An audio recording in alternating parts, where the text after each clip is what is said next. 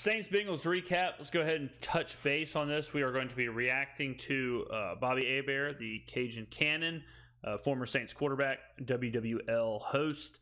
We'll be reacting to that real quick before I get into Bobby. So obviously, I was in the Dome. Crown and Sprite was flowing. It wasn't flowing as hard as the previous game, thank God. But it was flowing. Bloody Marys were absolutely nice, absolutely just strong. Food, I didn't get chicken tenders this time. I wasn't really that hungry. I had a big breakfast. So as far as the game, I think there's and maybe it's just because of the way I look at games or look at sports, I guess, but I'm kind of surprised at how negative the reaction has been from these games or after this game. You know, I'm seeing people call the Saints choke artists. I'm seeing the people say the season's over. I'm seeing people say, like, they can't believe this team has done this. I can't believe you've done this. You know, all that kind of stuff. And I just think it's really weird because, I mean, maybe it's just this new era of, you know, Super Bowl or bust thinking, or well, I'm not really sure what fans are expecting from this team. I mean, we are playing hurt right now, especially in this game. I mean, you're talking about no Olave, no Thomas, no Landry, Dalton. You know, Andy Dalton's our starting quarterback. You know, no Marshawn Lattimore, and you're going up against basically a fully healthy Super Bowl runner-up.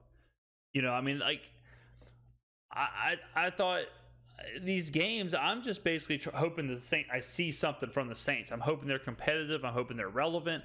I'm not out here thinking like, yeah, we should be, you know, 14-3. We have a shot at the NFC Championship game. I want to see us beat every team. We shouldn't lose a game.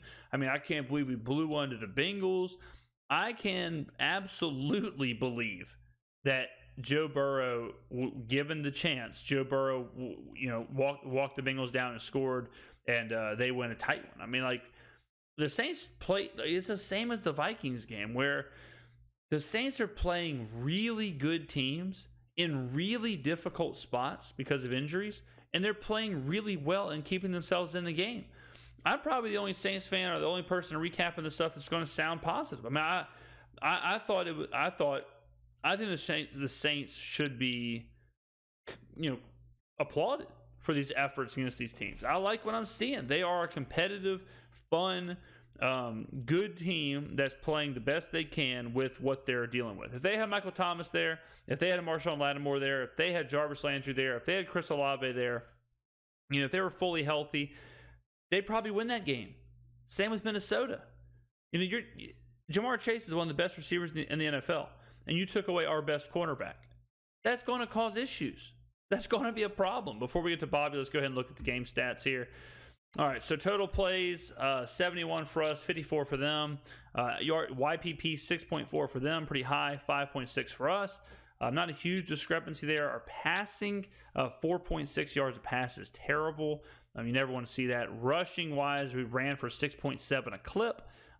They did turn the ball over once. If you're just looking at this, the Saints should have won the game. You know, like, this is enough here to where it's like, yeah, we probably should have won, but Jamar Chase, Joe Burrow did their damn thing. Cool Joe was absolutely cool, no doubt about it. Defensively, there were some slip-ups, missed tackles, things like that. I do like, look at the box score here, I do like what's going on with Skrmetta.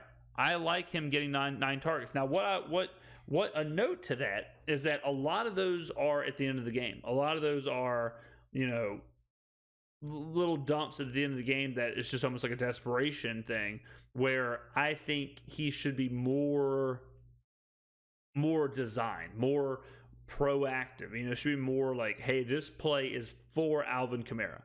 This play is drawn up for him. He is a receiver, and he is the first read. It should be less of, well, we'll dump it to him 5 times in the fourth quarter. So I'd like to see Kamara get this to a little bit of a different way. You know, if you're just looking at these numbers, like, okay, cool, he got 9 targets. He got the most targets on the team. But I would assume 4 to 5 of them came in the second half, and they were all kind of last second, you know, dump throws. So that would be one point of emphasis there. Besides that, I really kind of liked it. Andy made some good throws. He made some bad throws too. But I like what I'm seeing from Andy Dalton. I mean, I still, he's making good throws out there. He's playing quarterback. Me and some people in the stands were talking. Andy is playing like a starting quarterback should play. Is he perfect? No, he's Andy Dalton. Is he the quarterback of the future? No, he's Andy Dalton. But I think he's a great bridge to what is coming up. So let's go ahead and listen to Bobby here. Then you're selling the field goals. You're not getting touchdowns. No, that's bottom line is not winning football. But to tell you the truth, we have not had winning football against the Bengals. Not that we played a lot, but the Saints have played the Bengals 15 times. We won 7, now lost 8. And if you look at the record in the Superdome, don't feel. I think that stuff's so crazy when people bring that up. It's like, well, if you go back 20 years, it's like, dude, how many? I mean, you're talking about so many different players, so many different coaches, so many different, like, everything's just so different. Those are trends and stats that, could not be less relevant. Advantage is going back to the 70s. Last game Archie Manning won in a Saints uniform, and the Dome was against the Bengals.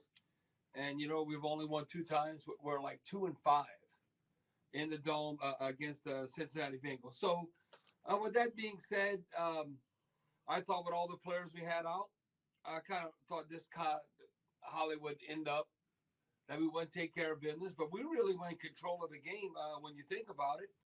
Yeah, we were. We were kind of in control of the game. It was one of those things where everything was so stacked against us. Everything was so up against us. And the fact that we controlled the game, the fact that we played pretty well, the fact that it took a last-minute drive. And look, that's another thing, too. Like, Joe Burrow is great. Joe Burrow is a great quarterback. I guarantee you we are not the last team that Joe Burrow will have a 2-minute drive or a fourth-quarter drive to beat. That's just part of who he is. That getting got in that situation by Joe Burrow and Jamar Chase, a get-right game. And what did I tell y'all last week when I previewed this game? I said this is a way more of a telling game for the Bengals than it is for the Saints. For the Bengals, this game was, look, guys, we need to go win this game. We have to go win this game. We're trying to go back to the Super Bowl. We have aspirations. We have our franchise quarterback. We have our franchise wide receiver. We are set. We've had some bad games, and now let's get right against a weakened New Orleans Saints team. For the Saints, a loss here is not that big of a deal. So the Bengals did basically exactly what I thought they would do. And the Saints exceeded my expectations. I think more than even the offensive weapons, I think we missed Lattimore on defense than when you look at the wide receivers. Yeah, just look at the NFC South. What is? The NFC South is terrible. But I do think the Saints defense is the one thing that I'm like, this isn't as good as I thought it was going to be. We're not as dominant up front right now as I think we usually are. We just look like one of those aging kind of teams, one of those slower kind of teams, one of those. We're just not up to snuff with the last couple of years. Lattimore's been great. Obviously, him being off the field when you have such a dangerous player as in Jamar Chase, that is a huge thing. So I'll kind of wait and hold judgment on that. But, I feel better about the offense than I do about the defense, which is saying something. But, again, Lattimore's hurt. People are all over the place. I would like to see us stop the run more. I would like to see us be a little bit more dominant right there on the defensive line that we have been and kind of go from there. So that'd be my one negative takeaway from it. But again, you're talking about players hurt, players out of position, players doing things they normally don't do. So I'm not going to beat up the defense for that. The defensive performance against the Seahawks was way worse. Tampa Bay lost. Who did they lose? The Steelers? Yes. And then the Falcons beat San Fran? By 14. So all of a sudden, I was about to say, because I didn't think they were going to win, it was the NFC South turning to the NFC down. What are we going to do with that? The NFC South turned to the NFC Down. Put it on a T-shirt. But the NFC South is in trouble, and it's because it's because the teams were relatively weak going into the season, and the Bucs have really fallen. The Panthers, I think people thought they could be a decent story or a decent, team that could surprise people if Baker was better, but they're arguably the worst team in the NFL. So it's a weak division. Now, the good thing about that is that the Saints are still kind of in it. If the Saints put together some wins, beat Tampa in Tampa, beat Atlanta in the Dome, end up sweeping Atlanta, get the Carolina game in the Dome, the Saints can position themselves to be in a competitive spot against, in the NFC South. Now, that is dependent on the Buccaneers playing as bad as they have been for the rest of the season. The Saints are the doubt part. Maybe the Falcons have turned the corner because they've been playing hard. And Tampa Bay, what they're dealing with now, Carolina, we about with the NFC doubt with the Carolina Panthers right now. I can tell you this: it's a short week, and we have to go to Arizona on Thursday night. He's always a must win. Well, we can't be 2-5. Arizona is a must win, and I'll get into the Arizona stuff here in my preview video. But Arizona is an absolute must win, and this is now flipped where the Bengals game was telling me about the Bengals. The Cardinals game is going to tell me about the Saints. Because if the Saints go out there and lose, granted it's a short weekend now, there's word that Andy Dalton may be hurt, so I gotta reserve a little bit of judgment, because if Dalton's not playing, then it's like, okay, well, what are you gonna do? But if we go out there, Olave's supposed to play. If we go out there and we're healthy, and we go out there and we get smoked by a helpless Arizona Cardinals team, then we go from being like, right now I would consider the Saints an average team, a bang average team. If we go and lose to Arizona, then all of a sudden we're a bad team. And there is a difference. I'm okay with being an average team with what we have on the field right now, but to drop into that bad category, that would not be fun. If we 2-5, that means, okay, we got 17 games. That means to get, we'd have to go like 8-2 on the back end, when you're saying trying to realistically get in the playoff hunt. No, I thought, put it this way, I didn't think we'd win this game. I thought it would be an upset. But now we got to win on Thursday night against Arizona. So it'll be interesting to see who's available, who's not available. Now we haven't won back-to-back games in the Dome. And like Mickey Loomis said, that's something else that the Saints, it's been kind of weird, because the Saints were like this dominant home team. I can't remember when it was, but it was a few years ago, and we lost a bunch of home games. And I remember thinking, like, because, obviously you want to keep home field. You want to make it something, especially with a home field that's supposed to be as good as the Saints is. But we just seem to lose there. And I don't know if it's like one of those deals where now teams are excited to play there, and teams are, the Bengals thing was different because of Joe Burrow and all that. That's as friendly of a confines. That's as friendly of an audience as I've seen an opposing player get, for sure. But the Saints do need to get better at home. We need to bring back that dome field advantage where you're not losing multiple games at home a season. Well, you got to give something for the fans. You got to give them something to cheer about. They can't just be having the unbelievable home field advantage like you have at Arrowhead in Kansas City, or all the great teams when their team's really rolling.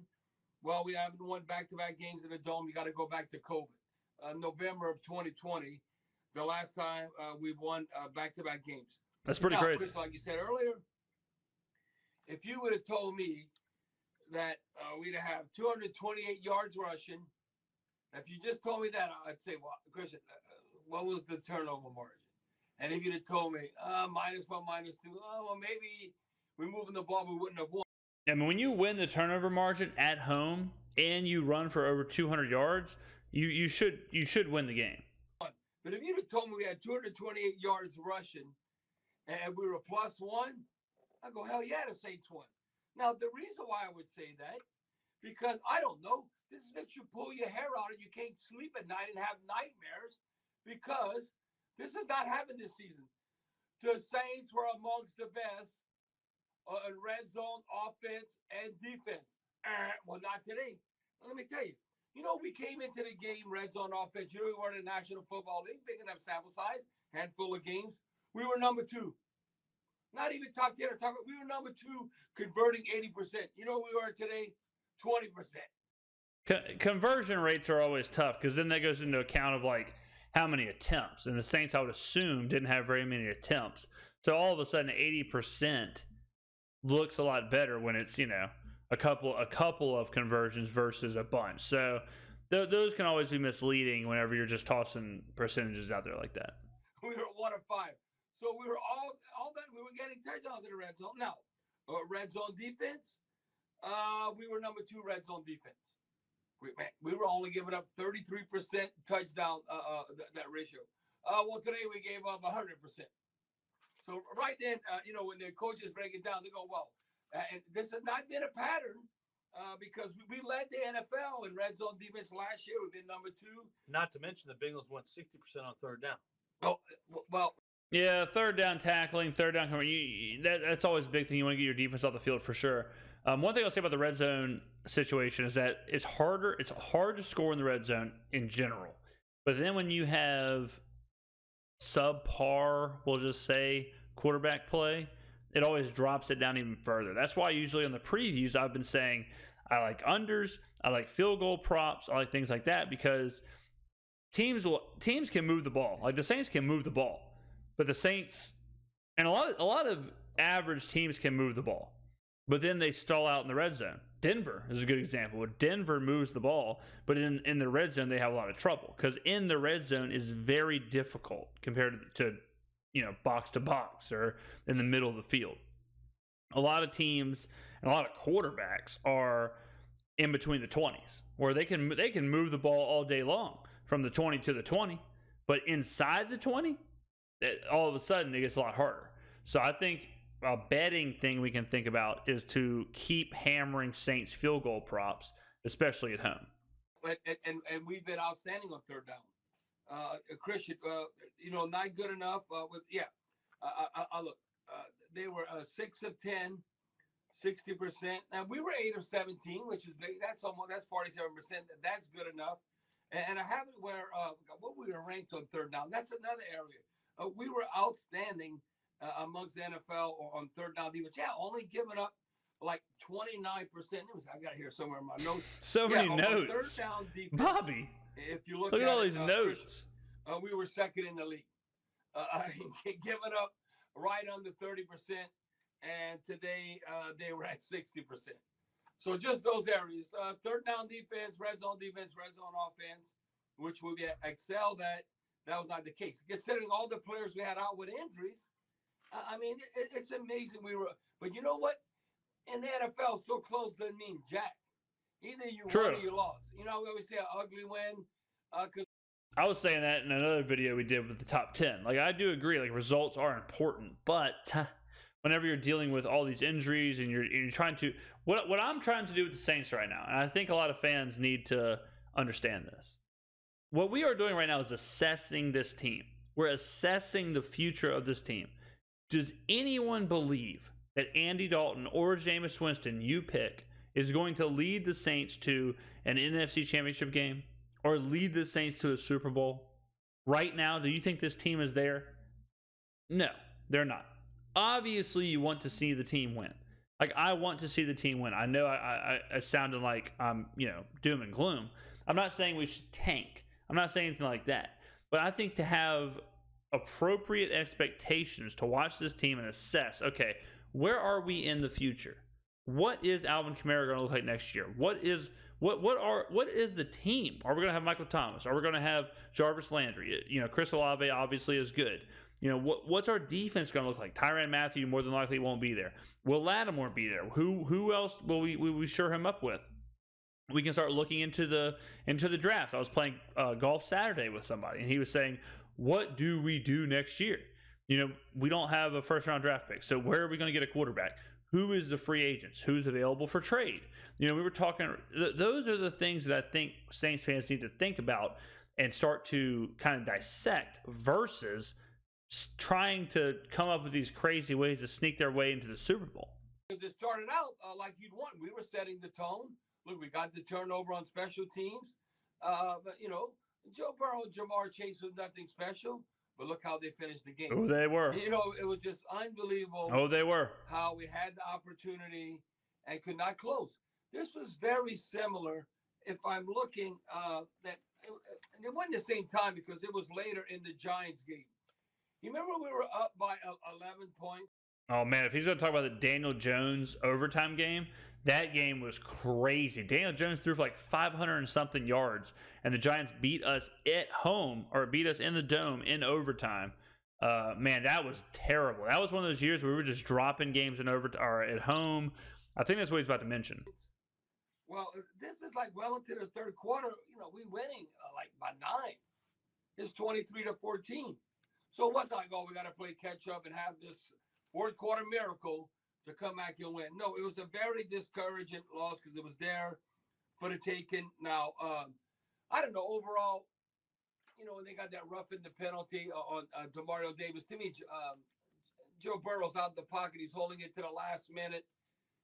And to me, that's not necessarily a late hit. Maybe he got absolutely smoked on this play.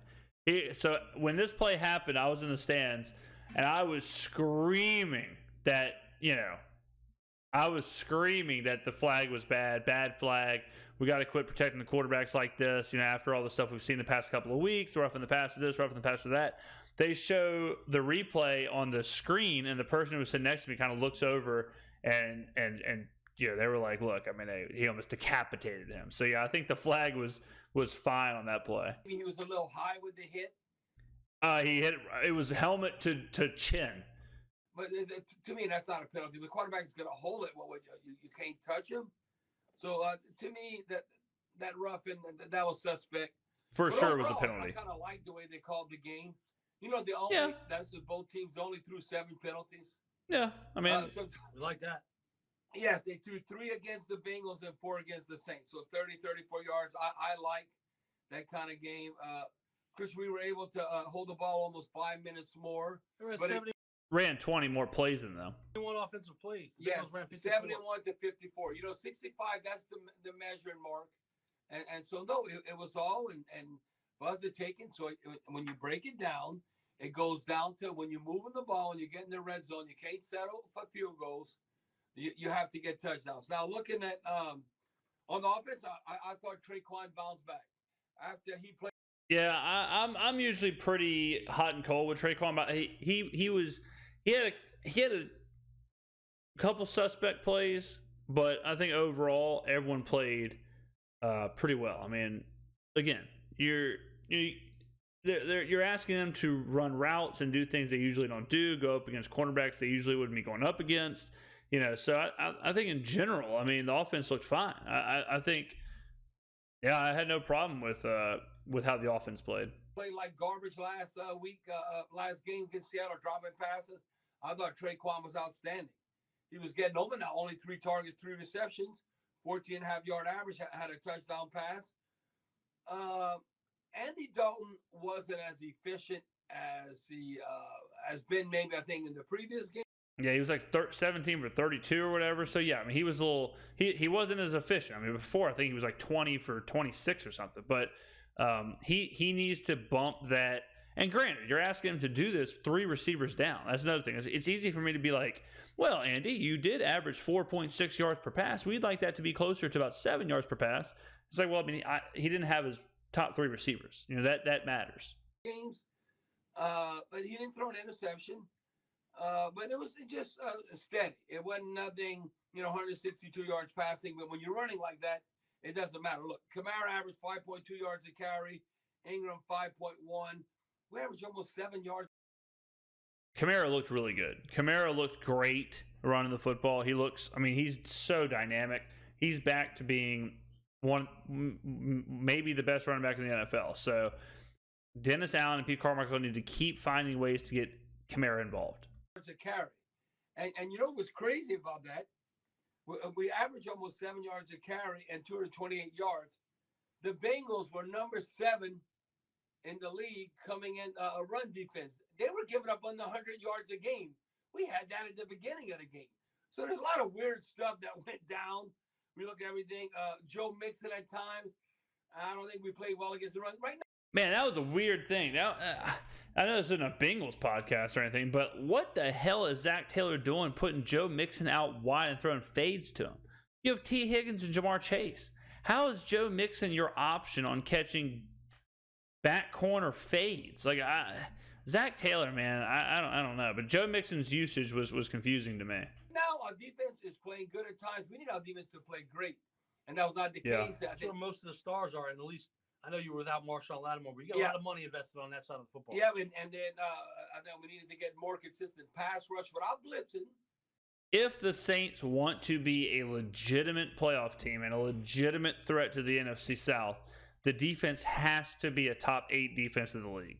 They can't be average to below average and then expect to win games with the offense that we currently have. Like, this Andy Dalton thing can work. The offense is good enough, but only if the defense is outstanding. That's it.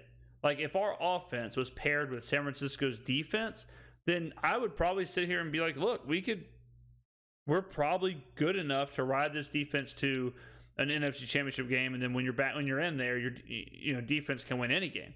But our defense is just not playing good enough to prop up this offense. And that's the main thing with the Saints right now. Against Joe Burrow, but like Joe Mixon, look, he averaged 5.5 yards a carry. The team, they only ran the ball 14 times with average 5.5 yards. I thought Joe Burrow and Jamar Chase, how they finished. I know their family members got to be proud of them. Defensively, I thought Demario Davis this is the game he was the most active. What we expect, led the team in tackles, 9 total, 7 in assists. He had a couple of sacks, a couple of quarterback hurries, 2 tackles for loss. You got to give you an honorable mention, a ball too, who played hard. And, we're talking about him, Caden Ellis. Caden Ellis had a sack, quarterback hurry, a tackle for loss. So there you go. So that's Bobby Hebert, WWL. He's kind of. It seems like he's kind of echoing, a lot of what I'm saying. It's not, he's not ranting. He's not going crazy. He's not throwing stuff around. This is a team that's going to take time. It's a team that you're going to take some lumps. It's a team that you need. We just need to see what the future holds. That's how I look at this team. Again, the Cardinals are on deck in a short week. I'm filming this on a Tuesday. We will do a Cardinals preview video before that game on Thursday night. Spoiler alert: we have to win that game. I may, since it's a Thursday, I may try and do like a watch along where I stream during the game and kind of just what I'm seeing, break down the game. I'll have to figure out the possibilities of that. But thank you for watching. Thank you to WWL and Bobby Hebert, the Cajun Cannon, for his voice right there and our reaction. So thank you guys for watching. If you like this content and all the daily videos we're pumping out, please hit the subscribe button. I would very much appreciate it. And I do get a little dopamine hit every single time I get a notification. So any comments, likes, and all that stuff is fun. Mans loves dopamine.